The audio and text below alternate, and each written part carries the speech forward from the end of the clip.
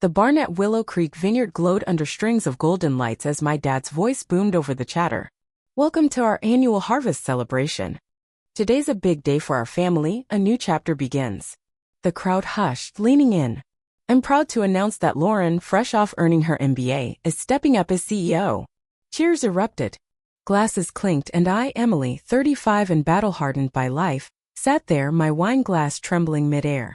6 months ago, I'd poured my entire life savings $850,000 into saving this place from the bank's claws. Now my little sister Lauren strutted forward in a sleek designer dress, basking in the spotlight. She'd never once shoveled dirt or pruned a vine. I'm Emily Harper, self-made founder of a thriving investment firm. I clawed my way up with no handouts, working 60-hour weeks while Lauren's tuition, courtesy of mom and dad, paved her path to that shiny MBA. So when they called me 6 months back, sobbing about foreclosure, I didn't hesitate. We're family, they'd said. We trust each other. I wired the cash, my whole nest egg, to keep 3 generations of winemaking alive.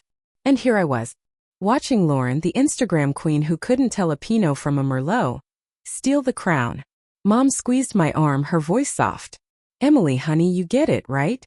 Lauren's degree makes her the smart pick for the business side. I flashed a tight smile. Sure, Mom. She'll crush it. Raising my glass, I toasted. To Willow Creek's new CEO. My voice didn't crack, but inside I was ice cold. I slipped outside, the evening breeze cutting through the haze, and pulled out my phone. My thumb hovered over a name. Claire Maddox. A shark of a corporate lawyer I'd met at wine expos. I need your help with a family business issue. Free tomorrow? Her reply pinged back. 10 a.m. my office. Bring docs. Claire's Dallas office towered over the city, all glass and steel glinting in the morning sun. She skimmed my bank statements, proof of the $850,000 lifeline I'd thrown Willow Creek. Let me get this straight, she said, peering over her glasses. You handed over your life savings, no contract, no promissory note, nothing? I swallowed hard. They're my family. When they begged me to save the vineyard, said it was for our legacy, I trusted them. Claire smirked. And now Lauren's CEO. After you bailed them out while they funded her MBA and a fancy new tasting room with your money. She leaned back. Tell me about that call. What did they promise? I shut my eyes, the memory sharp as a blade. Dad swore I'd be taken care of, that my money locked in my future with the business. Mom was bawling, promising they'd make it right. My fists clenched. Instead, they handed Lauren the keys and acted like my sacrifice was just expected. Claire's eyes lit up. Any witnesses?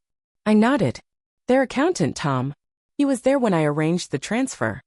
Kept pushing for paperwork, but they waved him off, said it'd insult the family. Claire grinned like a wolf. Tom's our ace. But first, what's your endgame? Want the vineyard? I shook my head. I want my $850,000 back, plus interest. Let Lauren play CEO. I'll build my own empire to bury them. She scribbled on a notepad. Here's the plan. We hit them with a demand letter. Repay $850, 000 plus 8% interest in 30 days, or we dig into every financial move since your transfer. Verbal fraud's messy, but with Tom's testimony and these records, we've got teeth. I exhaled, tension melting. And if they fight? Claire's smile widened. We sue. Their books go public. Lauren's MBA won't save her from that mess. The letter landed like a grenade at Willow Creek. I was at my apartment sipping coffee when Lauren's voice screeched through my phone. A lawsuit? Are you deranged? You'll ruin us, Dad's having chest pains because of you. I stayed cool. Simple fix. Pay me back plus interest. You've got an MBA, do the math. She snarled. That money saved our vineyard, your heritage too. Now you want to tank it. Her tone shifted sly. Besides, verbal deals and family businesses? Good luck proving anything. I smirked. Just spoke to Tom. He's sworn a statement, remembers Dad promising me a secure role. How you all ignored his advice for a contract. Silence. Then, hold on, Dad wants you. His voice rasped, furious. Emily, what are you doing to us? After all we've given you. I cut in. Let's talk about that. You bankrolled Lauren's life, school, car, apartment, while I built mine from scratch. I only asked for something when you swore my money meant a future here. He backpedaled. We never promised control. Lauren's educated for this. I don't want control, I snapped. I want my cash. You've got 25 days, or every dime you've spent since gets dissected. Like Lauren's new Mercedes and that Tuscany trip. He softened. Sweetheart, we don't have that cash now. We'd need a loan. Then call a bank, I said. Tick-tock. Mom tried next, voice quivering. Emily, please, dinner tonight, family talk? I didn't flinch. We're not family now, Mom. We're in a business dispute. Have your lawyer call Claire. I hung up, hands trembling, and ignored the flood of texts, angry cousins, pleading aunts. Instead, I scouted Vineyard listings in the next county. Willow Creek was about to meet its match. A week later, Tom dropped a bombshell. We met at a quiet cafe, him clutching a fat folder. You need to see this, he whispered, sliding it over. Inside were financials. My $850,000 hadn't just staved off foreclosure. It bought Lauren's Mercedes, logged as a delivery truck, a Tuscany research trip, even backdated chunks of her MBA as staff training. My jaw tightened. There's more, Tom said. 2 weeks before Lauren's CEO gig, they set up Willow Creek Holdings LLC. They're shifting assets there, leaving the original company, the one you saved, a husk. I stared, gut-punched. They hadn't just sidelined me, they planned to erase my claim. Claire needs this, Tom urged. But I'm out, I'm job hunting. This is fraud. My phone buzzed. Lauren, family meeting tonight. No lawyers. Last chance. I showed Tom. He snorted. They know I dug this up. They'll guilt trip you or threaten me. I texted back, lawyers only. Her reply? Your funeral. Claire gasped when I sent the docs. This isn't just civil.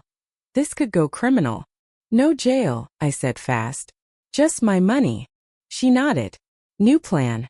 48 hours to pay, or we unleash the SEC. Their move. I left the cafe, staring at Tom's folder. Guilt gnawed, my family could crumble, but the betrayal burned hotter. My phone buzzed nonstop, Lauren's tantrums, Mom's pleas. I muted them and eyed a listing. Pine Hollow Vineyard, 200 acres of prime land overlooking Willow Creek. Game on. The amended demand letter struck like lightning. I was mid-virtual tour of Pine Hollow when Dad barged into my apartment, waving it. Criminal charges? Against your own blood? I raised you better. I closed my laptop, Pine Hollow slopes hidden. Did you raise me to be robbed? You took my money, blew it on luxuries, then schemed to cut me out. He stammered, we didn't mean, I waved him off. I've got the records, LLC, asset shifts. All of it. His face paled. You'd ruin Lauren's start as CEO? I laughed. What about my start? I earned that cash while she posed for selfies. You promised me a stake. He pivoted. Co-CEO with Lauren, how's that? No, I said. My $850,000 plus interest, or I'm done. You'll never see me compete otherwise. His eyes narrowed. Compete. My phone rang, the Pine Hollow agent. On speaker. Emily, the owner loves your vision. When can we meet? Dad's jaw dropped. Pine Hollow was Willow Creek's old rival, Grandpa's nemesis. You wouldn't, he hissed. Watch me, I shot back. I learned wine from Grandpa while Lauren studied PowerPoints. 40 hours left. He stormed out. Lauren texted, you're jealous trash. Mom's a wreck. I blocked her and pictured Pine Hollow's vines outshining Willow Creek's. 12 hours to deadline. Mom showed up at my office, envelope in hand, peacemaker mask on. Your dad sedated, blood pressure's a mess. Happy? I stayed stone-faced. What's that? She slid it over. $600,000. Best we can do, banks won't touch us for more. Not enough, I said. Full amount, or Claire files tomorrow. Mom snapped, no one lend without auditing us, and you know why. Yeah, I said. Fraudulent expenses, hidden LLCs. Her mask slipped. If you sue. The Vineyard's toast, jobs, families gone. For spite. I spun my laptop, Pine Hollow's listing. Or I buy this, outgrow you and watch you sink. 11 hours. Get creative. She left, shaken. Claire called. They're desperate. Banks are balking. I grinned, confirming Pine Hollow's meeting. Lauren texted, Dad's lawyer says we'll drag this out years. I sent a photo. Pine Hollow's view over Willow Creek. She replied with furious emojis. Checkmate loomed. 2 hours left. I sat with Claire, SEC papers and Pine Hollow contracts ready. Their lawyer called nonstop.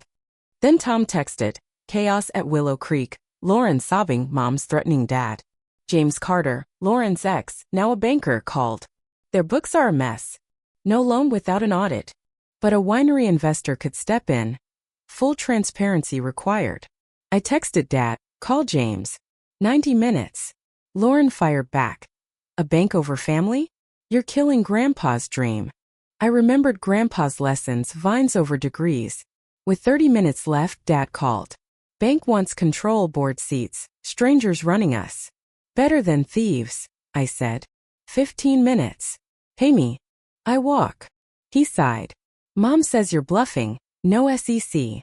Test me, I replied. Minutes later, James emailed. Bank deal signed. $850,000 plus interest wired. Claire smirked. Survival over pride. I called Pine Hollow's agent. Another vineyard, Sunset Ridge, was cheaper, better. I'd won. 2 months later, I stood on Sunset Ridge, my new land, Grandpa's notebook in hand. His gift via Dad. With a note. For someone who gets it. Across the valley, Willow Creek floundered under bank rule. Lauren's tasting room? Axed. I hired Tom as CFO. In 5 years, my wines would crush theirs. Ready to plant? Tom asked. I tucked the notebook close. Let's make something legendary.